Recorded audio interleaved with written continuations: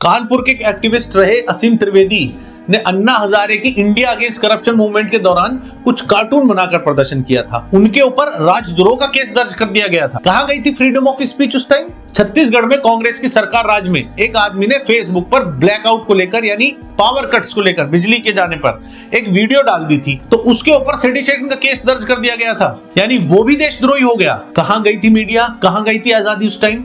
कहां गई थी डेमोक्रेसी तब? इन्हें वो यासीन मलिक राजद्रोही नहीं लगा जिसे बुलाकर ये गले मिलते थे और उसको यासीन मलिक साहब बोला जाता था। यासीन साहब हैं क्या लाइन पे हमारे साथ? लेकिन इनके कर्मों के अगेंस्ट जो आवाज उठाता था वो देशद्रोही था। यूपीए की सरकार ने सोशल एक्टिविस्ट और एनजीओ पर 12,000 से ज्यादा सेडिशन यानी राजद्रोह के केस फाइल किए थे, जिसमें 9,000 के करीब तो सिर्फ एक ही दिन में लगाए गए थे। उन प्रदर्शनकर्ताओं की सिर्फ ये मांग थी कि कुडनकुलम न्यूक्लियर प्लांट का जो वेस्ट मटेरियल है उसमें लापरवाही हो रही है तो उसे सरकार ठीक से करे। और उस समय कांग्रेस के पी चिदम्बरम जी ने बोला था कि इन सभी के मोटिव्स ना देश के हक में नहीं है, ये सभी एक तरह से राष्ट्र विरोधी हैं, देशद्रोही हैं, क्योंकि प्रदर्शन कर रहे थे। कहां गई थी आजादी उस टाइम? जिसको अभी भी यकीन नहीं है वो सिर्फ यूपीए रूल में कितने देशद्रोह के केस किए गए हैं वो उठाकर देख ले।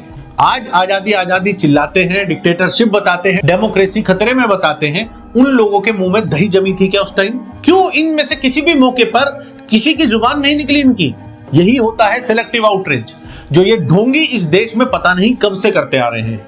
ये इनका पूरा इकोसिस्टम वो बहरूपिया है जो मुखौटा लगाकर शिकार करता है और शिकार बनते हैं हम जैसे आम लोग। सोचने की बात है। जय हिंद।